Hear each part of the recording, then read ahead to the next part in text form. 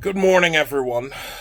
Uh, it's Wednesday, July 7th, I believe.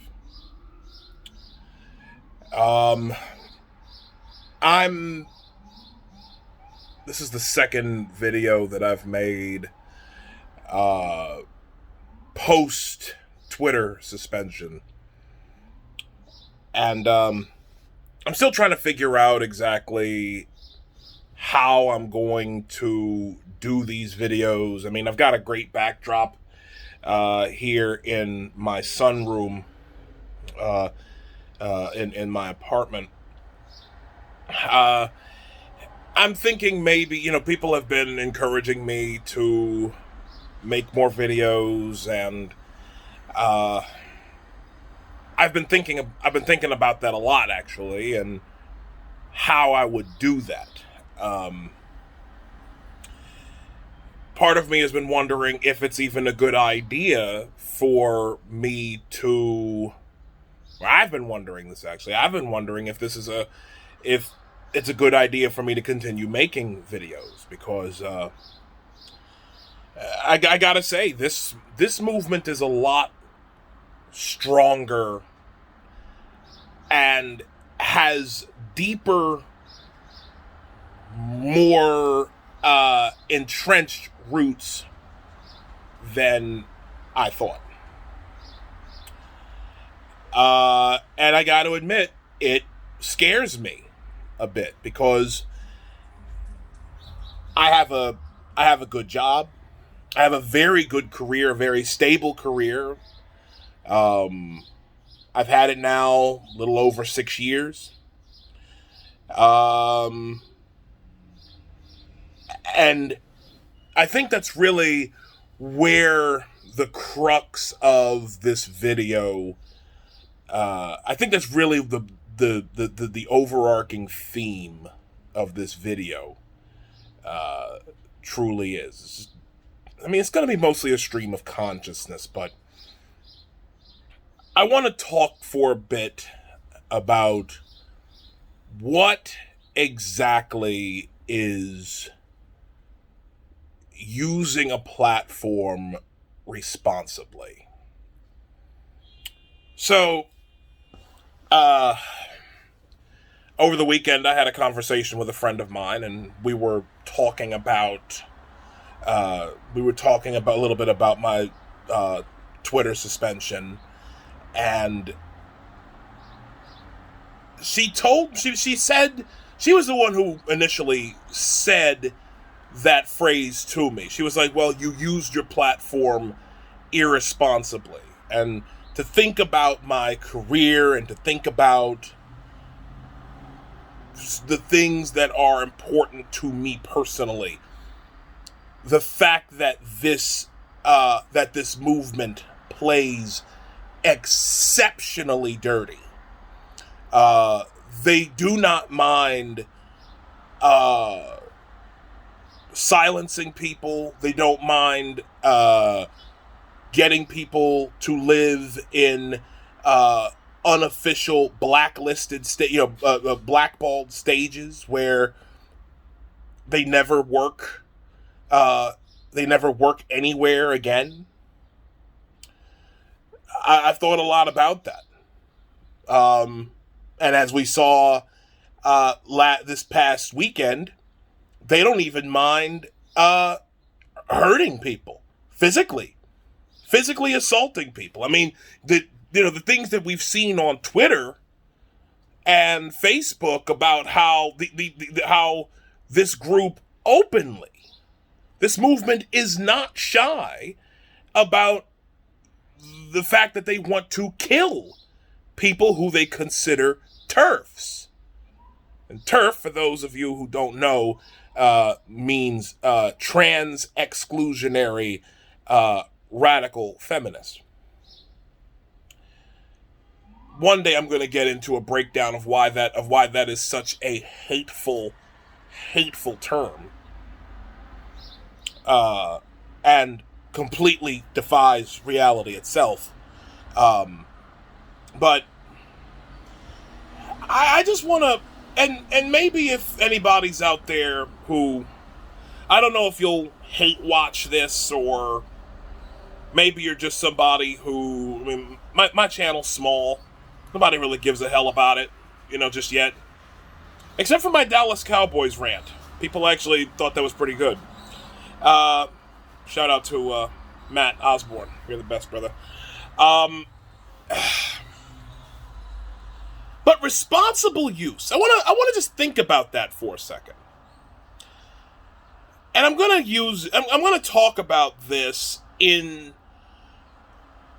the context of my suspension, right?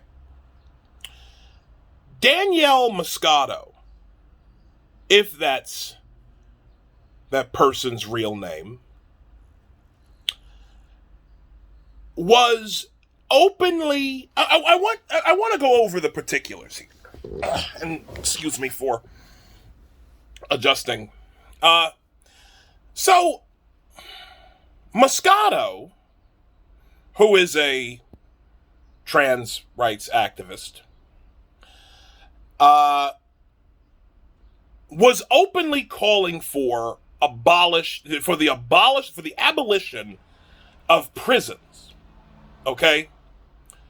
The abolition of prisons. In the wake of the 22.5-year sentence that Derek Chauvin received for murdering, the outright murder, torture and murder of George Floyd.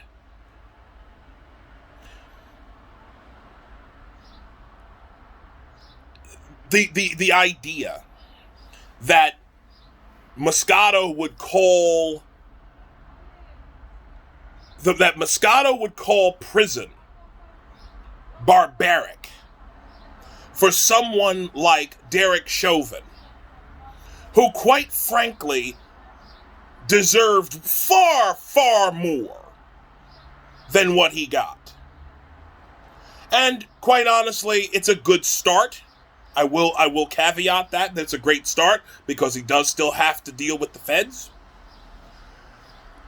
The fact that Moscato was caping for prison abolition for the sake of Derek Chauvin was so reprehensible to me. It was so reprehensible that he would actually say that we should consider the destruction of prisons and trying to rehabilitate this guy who knelt on George Floyd's neck for 8 minutes and 46 seconds. And yeah, I probably am borrowing the cadence of Dave Chappelle for that one, but I just think about that. I never watched the video fully of George Floyd's murder. But as a black man, you see, I can't fake this. I can't fake being black. You see, I can't appropriate whiteness. No matter how many times people have said that, that I talk white, or that I sound like a 60-some-year-old white man because of my voice, I cannot fake my blackness. Okay? It is a much different experience than others. I grew up around a lot of white people in the churches that I grew up in. Okay? I was homeschooled throughout my childhood, with the exception of second grade. So my experience as a black man is far, far different than others. But that don't make me any less black than someone who is, somebody who was raised in the hood, went to public school, all that kind of thing. But I don't want to get too far off the point here. This man, and that is what Danielle Moscato is, A white male at that was calling for the abolition of prisons for the sake of that individual, Derek Chauvin. And it sounded like such a flowery, it was in such flowery language that it was really that it was beyond, it was actually rather insulting. It offended me, in fact. Twitter safety. It offended me. As a black man, Moscato's words offended me.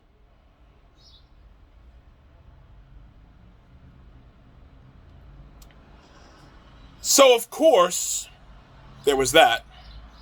But then there was the other element to what to why that was so offensive. It was offensive, yes, because a white male was openly and publicly protecting another white male, a reprehensible white male, a white male murderer of a black male, of a black man.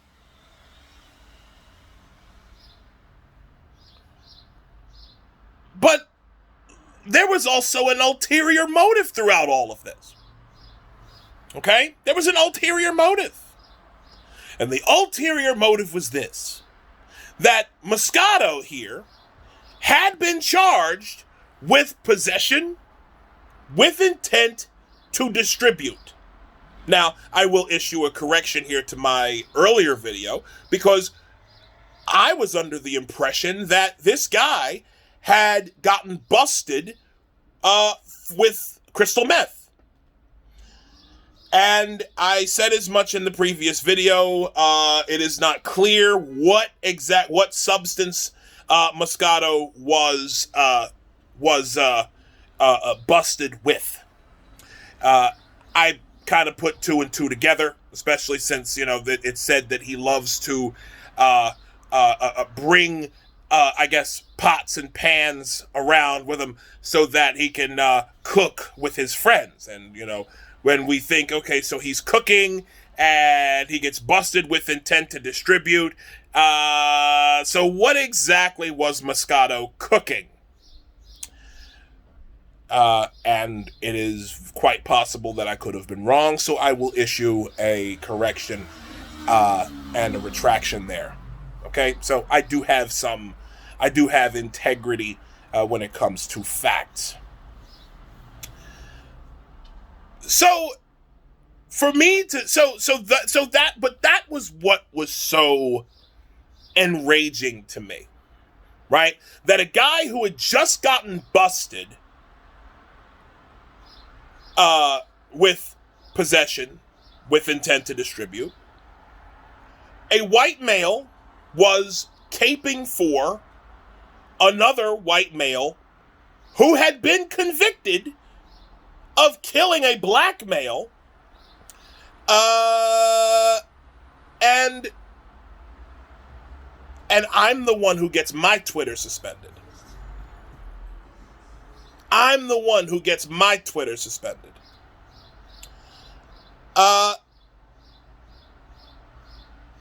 It's not right. My tweet, which read, and let me see if I can remember this correctly. I'm going kind of off the dome here. Walter White here got busted with intention, with possession with intent to distribute, and now here he is going full abolish prisons for the murderer of George Floyd. White men protecting white men. It is tis a train that is never late. And maybe once I finally learn how to use recording material for something other than the front-facing camera on my phone, I'll put another video together, like showing the tweets. I have all of the screenshots, and I can prove that what I said. I can prove everything that I said, but for some reason I'm charged with hate speech. That's what makes me angry. I'm the one charged with hate speech.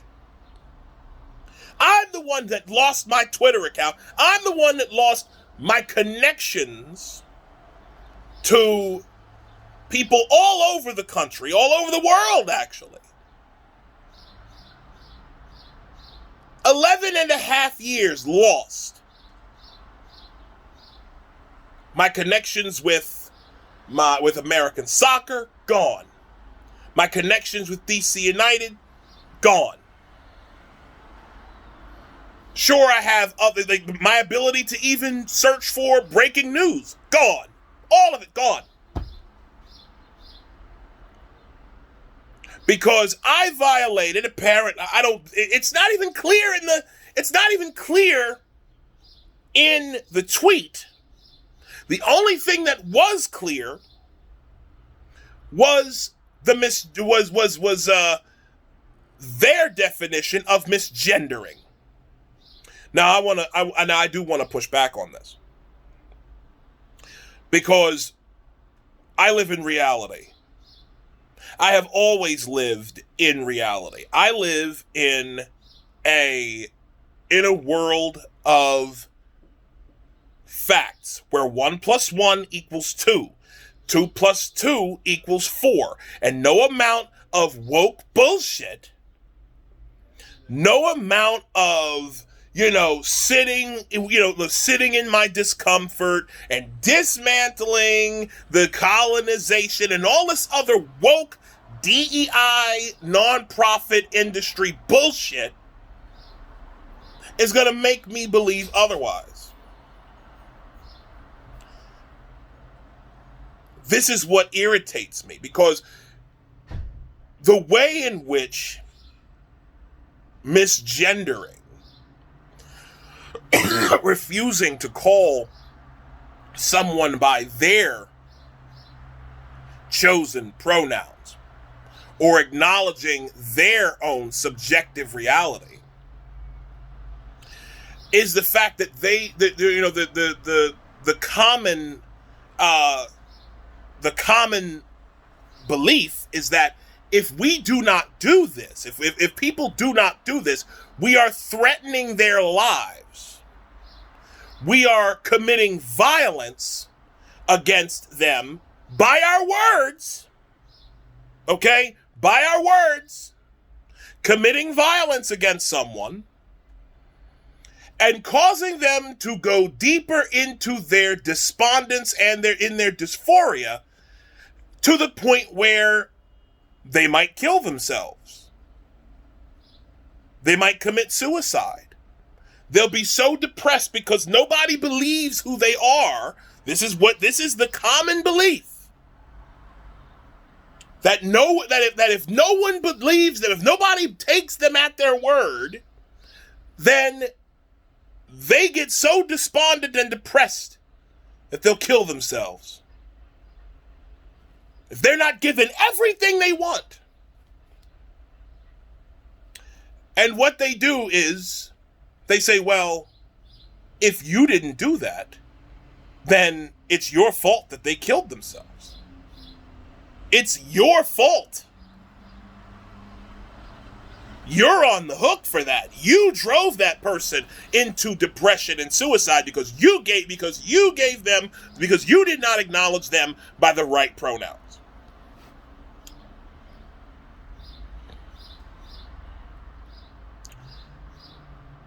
And even the Trevor Project, because the Trevor Project has been big on this. They'll say, well, we've got to stack the deck. We've got to stack the deck and in people's favor. And we have to give them everything they want. But the thing is, it's a coin flip. It's a coin flip. And I'll get more into that in a separate video. But and I've gone completely off the point here. The violence, the fact of the matter is, this violence that they claim to that they claim to experience is ego death. It's ego death. That's what it is. It is their narcissism. It is their narcissistic impulse that you have to understand. Every study of autogynephilia, of fetishistic transvestism, every transvestic fetishism, all of the studies have shown that this is a sexual thrill for them. That's what this is. And for someone to go, no, you're not, no. For someone to just say, no, that's okay. That pops the bubble. That pops the fantasy land, and then all of a sudden they're thrust right back into reality. And so, because we are dealing with people who have said that because they cannot process reality, objective reality, because they can't process objective reality, that somehow we have to bend over backwards, we have to give them everything they want. Honestly, in another time, this would have been known as enabling a mental illness. But unfortunately, even saying that could be considered hate speech. And thus begins, and so now I can get to the point of what counts as responsible social media usage. I honestly don't know what that means. I don't know what that means. I mean, if it means acting within a self-interest of, with respect to the fact that that I have a good job and I've had a very strong and stable career that's allowed me to pay my rent and pay my bills and stuff like that, then yes, I get it. But I just don't know what to do. I'm a regular guy. You understand? I am a regular person.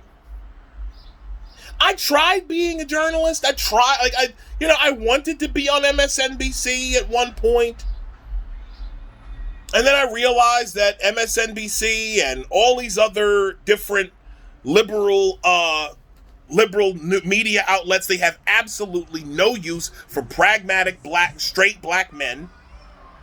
They don't want us in these places. They can't stand us anyways. We do not fit the narrative except of being the woke pincushion. You see, I forget the Damon Young guy or whatever his name is was the one who wrote that abhorrent piece in The Root. Straight black men are the white people of black people. Like, what the fuck is that? That proved to me right there that there was just no place for me in mainstream media. There was no place for me there. And also, the whole, Dan Bongino getting let go, getting me fired from an internship and all that other stuff. I don't know what responsibly using my platform even means. Especially in terms of what this movement is doing. This movement went from honoring people's chosen identities to now they are openly arguing in favor of children being allowed to see of children being allowed to see a male genitalia in female-only spaces. The Wi Spa incident broke the brains of these. Well, I shouldn't say it broke the brains. It exposed what a lot of these people are actually for. Like, and then the Antifa assault on these people, on these women, middle-aged women, saying, no, we don't want our children exposed to this type of shit. And they're beating these women up. They're beating people up, stabbing them in the case of one woman, and then taking whatever footage they can and twisting it so that the women so that the women who protested against this man spreading his legs in Wi Spa, they're the problem. It's the most ridiculous thing I've ever seen. They are openly arguing for this stuff. And I have no idea what responsible use of my platform even means. What is responsible? When children are being exposed to this, when women's sex-based rights, this was a betrayal. This is a betrayal for me. The reason why I came to the Democratic Party in 2009 was because of women's rights. And now I'm sitting here trying to think about how in the world I can responsibly use my platform. I'm sitting here trying to figure out how to walk this line. And I don't know how to do it. This is important. We are being, seriously, this is important. And I don't know what to do. Twitter suspended me. Twitter suspended me. And suspended me for no reason at all.